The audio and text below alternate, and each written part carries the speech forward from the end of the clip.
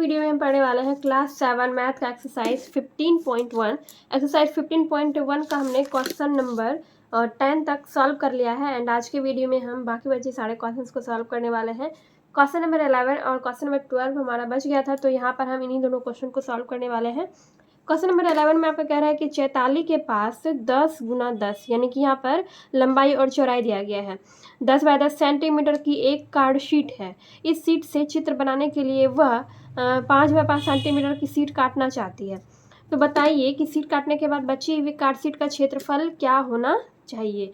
और दूसरा क्वेश्चन है कि शीट काटने के बाद उसे लगा कि उसने बड़ा वर्ग काट लिया है क्योंकि उसके पास सिर्फ 64 वर्ग सेंटीमीटर शीट ही बची। बताइए उसने किस भुजा का वर्ग काटा। तो यहाँ पर हमें इस दोनों क्वेश्चन का आंसर देना है और यहाँ पे आपका एक कार्ड शीट का लंबाई और चौड़ाई दिया गया है और फिर यहाँ पर ये कह रहा है कि चैताली जो होती है वह इसी कार्ड शीट से इतना लंबाई चौड़ाई वाला वो शीट उससे काट लेती है। तो बचे हुए शीट का क्षेत्रफल हमें ज्ञात करना है और कार्ड शीट काटने के बाद उसे लगा कि उसने बड़ा काट लिया है क्योंकि 64 वर्ग सेंटीमीटर ही बाद में बचता है। तो उसने किस भुजा का वर्ग काटा, ये चीज़ आपको सेकेंड नंबर क्वेश्चन में बताना है। तो चलिए देखते हैं पहले फर्स्ट नंबर का क्वेश्चन। इस क्वेश्चन को पहले हम समझते हैं। यहाँ पर इस लंबाई चौड़ाई वाला यहाँ पर कार्ड शीट एक दिया गया है। यहाँ पर हमने इसको बना लिया। इसकी लंबाई और चौड़ाई, ये जो बाहर वाला जो आपको वर्ग दिख रहा है, इसका लंबाई और चौड़ाई कितना है 10 सेंटीमीटर और इसकी लंबाई और चौड़ाई 10-10 सेंटीमीटर है। तो जब ये भुजा, ये वाला भुजा जब 10 सेंटीमीटर है तो ये वाला भुजा भी 10 सेंटीमीटर होगा। ये वाला भुजा जब 10 सेंटीमीटर है तो ये वाला भुजा भी 10 सेंटीमीटर का होगा। ठीक है, क्योंकि हम लोग जानते हैं कि वर्ग का चारों भुजा जो है वो बराबर होता है। वैसे ही अंदर वाला है, यानी कि ये जो छोटा वाला वर्ग है, बड़े वाले वर्ग से वह छोटा वाला छोटे वर्ग को काटना चाहती है। ठीक है, मतलब ये जो बड़ा वर्ग है, ये जो बड़ा वर्ग है उसमें से इस छोटे वर्ग को काट के निकालना है। तो उसका लंबाई चौड़ाई कितना है, काटना कितना है, उसका लंबाई और चौड़ाई होना चाहिए 5 सेंटीमीटर 5 सेंटीमीटर, यानी कि लंबाई और चौड़ाई दोनों कितना होना चाहिए 5-5 सेंटीमीटर का। तो जब ये 5 सेंटीमीटर है तो ये भी 5 सेंटीमीटर होगा और फिर जब ये 5 सेंटीमीटर है तो ये भी 5 सेंटीमीटर ही होगा। ठीक है, तो इतना क्या करना है, काट के निकालना है, इसी माप का काटना है। पहले क्वेश्चन में आपको ये पूछा है कि अगर वो इतना लंबाई चौड़ाई वाला वर्ग इसमें से, बड़े वर्ग में से इस छोटे वर्ग को काट के निकाल लेगी तो उसका जो ये बच जाता है ये वाला भाग, देखिए इतना सा उसने क्या किया है, काट के निकाल लिया है। काट के निकालना है, निकाला नहीं, काट के निकालना है। तो इसका जो बचा हुआ भाग है इसका हमें क्षेत्रफल ज्ञात करना है।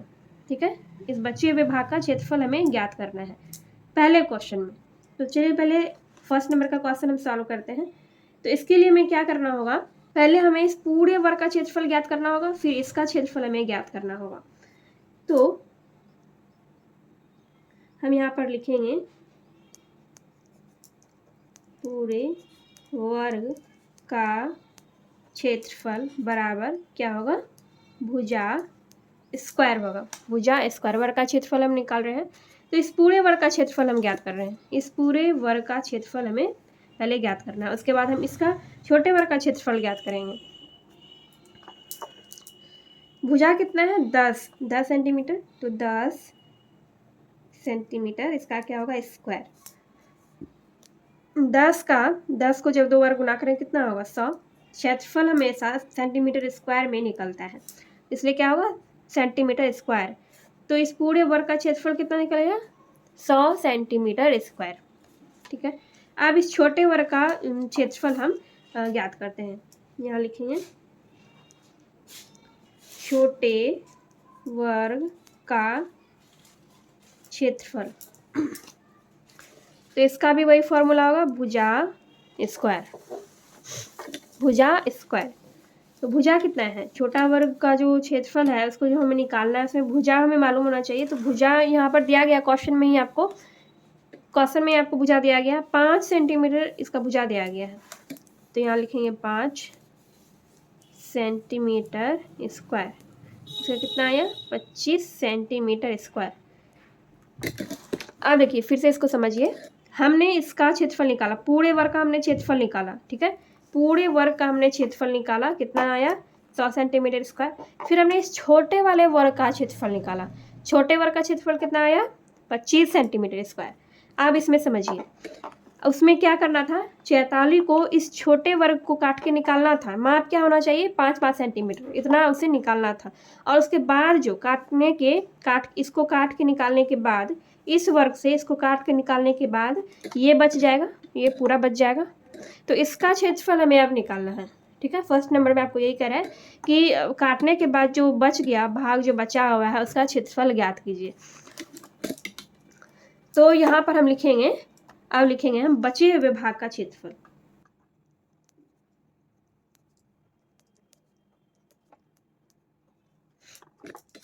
बचे हुए भाग का क्षेत्रफल ज्ञात करने के लिए क्या करेंगे, पूरे वर्ग का क्षेत्रफल, यानी कि ये जो बड़ा वाला वर्ग है, बड़ा वाला जो यहाँ वर्ग दिया गया है, बड़ा वाला वर्ग में से हम छोटे वाले वर्ग को माइनस कर देंगे।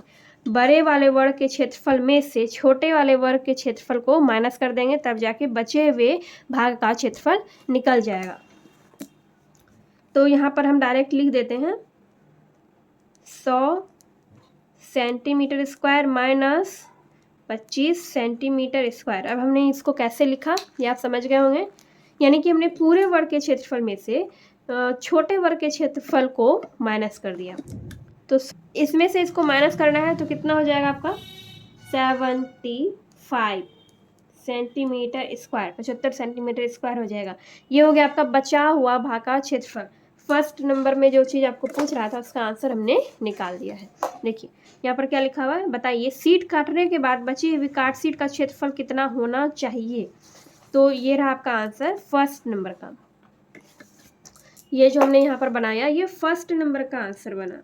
अब सेकेंड नंबर में यहाँ पर क्या कह रहा है, सेकेंड नंबर में कह रहा है कि सीट काटने के बाद उसे लगा कि उसने बराबर काट लिया है, क्योंकि उसके पास सिर्फ 64 वर्ग सेंटीमीटर सीट ही बची।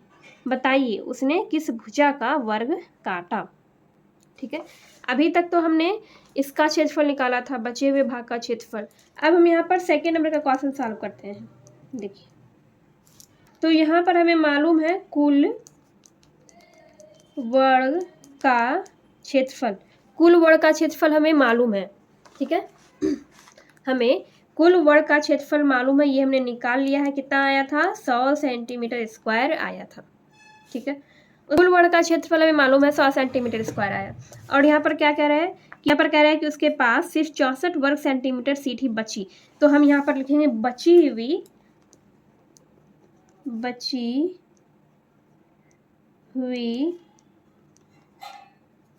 सीट का क्षेत्रफल, बची हुई सीट का क्षेत्रफल यहाँ पर दिया गया है, कितना बचा है, 64 सेंटीमीटर स्क्वायर बचा हुआ है। ठीक है, हमें क्या निकालना है, हमें यहाँ पर ये बताना है कि उसने किस भुजा का वर्ग काटा जो उसका सिर्फ 64 सेंटीमीटर स्क्वायर ही सीट बचा। ठीक है, तो सबसे पहले तो हमें क्या करना होगा, कुल वर्ग के क्षेत्रफल में से बची हुई सीट का क्षेत्रफल को हमें माइनस करना होगा। तो अब हम यहाँ पर लिखेंगे काटी गई सीट का क्षेत्रफल, काटी गई सीट का क्षेत्रफल। देखिए हमने यहाँ पर जो लिखा है ये बची हुई सीट का क्षेत्रफल निकाला है। ठीक है, जो यहाँ पर क्वेश्चन में जैसे कह रहा है कि उसके पास 64 वर्ग सेंटीमीटर का सीट बचा, तो बची हुई सीट का क्षेत्रफल हमने लिखा, यहाँ पर निकाला 64 सेंटीमीटर स्क्वायर। अब उसने कितना काटा है, काटी गई सीट का क्षेत्रफल कितना होगा, तो 100 सेंटीमीटर में से हम 100 centimetre square minus 64 centimetre square करेंगे।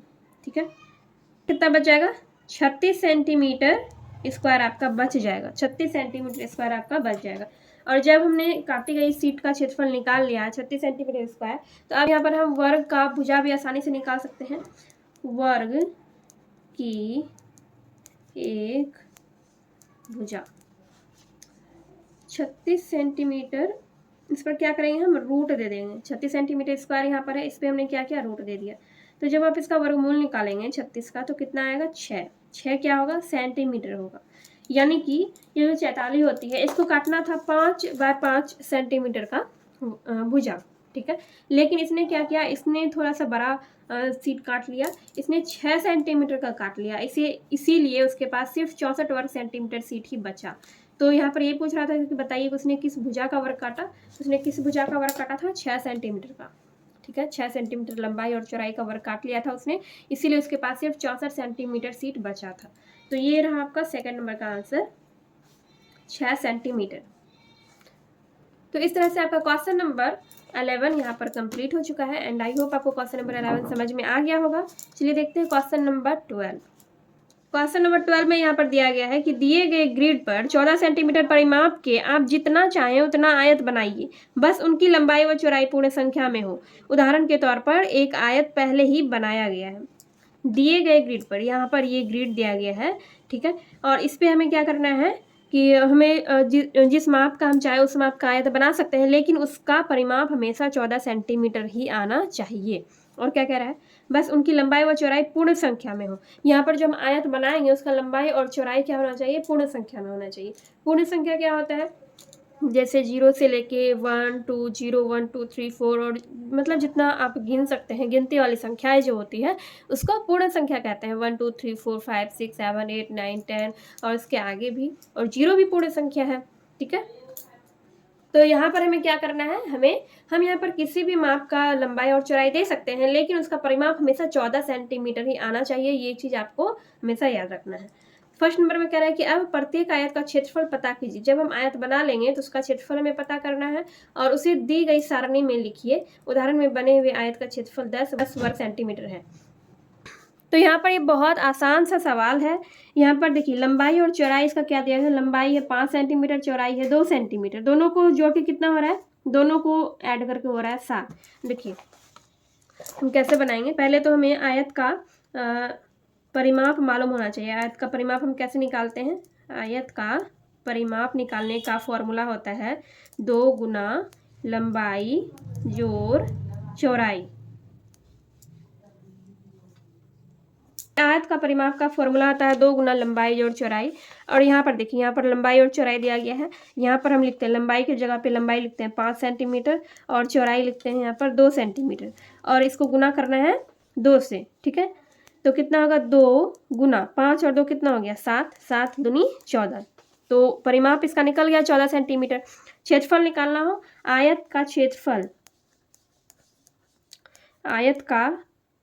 क्षेत्रफल का फॉर्मूला होता है लंबाई गुना चौड़ाई। तो लंबाई है 5, चौड़ाई है 2, 5 दूनी 10 सेंटीमीटर स्क्वायर। तो ये चीज़ यहाँ पर निकला हुआ है, पहले से यहाँ पर निकला हुआ है। तो इसी के अकॉर्डिंग हमें बनाना है। क्षेत्रफल कुछ भी निकले, क्षेत्रफल का माप कुछ भी हो सकता है, लेकिन परिमाप हमेशा 14 सेंटीमीटर ही आना चाहिए।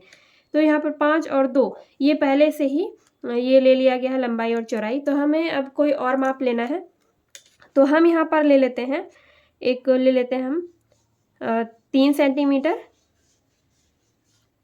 4 सेंटीमीटर ले लेते हैं हम, 4 सेंटीमीटर और यहाँ पर 3 सेंटीमीटर, ठीक है। 4 सेंटीमीटर लंबाई और 3 सेंटीमीटर चौड़ाई हमने ले लिया। तो इसका परिमाप कितना आएगा, 14 सेंटीमीटर आएगा। परिमाप निकालते हैं। देखिए आयत का परिमाप, इसका फॉर्मूला क्या होता है, 2 गुना लंबाई जोड़ चौड़ाई। 2 गुना लंबाई कितना है 4 सेंटीमीटर और चौड़ाई है 3 सेंटीमीटर। 2 गुना 4 जोड़ 3 7 हो गया, 4 और कितना हुआ 7, तो 2 गुना 7 14 सेंटीमीटर। इसका परिमाप आया 14 सेंटीमीटर, 14 सेंटीमीटर ही आएगा। और इसका क्षेत्रफल हमें निकालना है। क्षेत्रफल निकालने के लिए क्या करते हैं, लंबाई और चौड़ाई को हम गुना कर देते हैं। आयत का क्षेत्रफल जब हम निकालते हैं तो उसकी लंबाई और चौड़ाई को गुना कर देते हैं। लंबाई गुना चौड़ाई, लंबाई है 4 सेंटीमीटर और चौड़ाई 3 सेंटीमीटर। 4 गुना 3 हो गया आपका 12 सेंटीमीटर स्क्वायर। क्षेत्रफल हमेशा सेंटीमीटर स्क्वायर में निकलता है। तो इसका आ गया आपका 12 सेंटीमीटर स्क्वायर लिखिए या फिर वर्ग सेंटीमीटर लिखिए। अब उसी तरह से हमें फिर यहाँ पर लेना है अलग माप वाला। तो यहाँ पर हम लेंगे, तो यहाँ पर हम ले लेते हैं 6 सेंटीमीटर, 6 सेंटीमीटर ले लेते हैं और 1 सेंटीमीटर ले लेते हैं। 6 सेंटीमीटर लंबा, 1 सेंटीमीटर चौड़ा।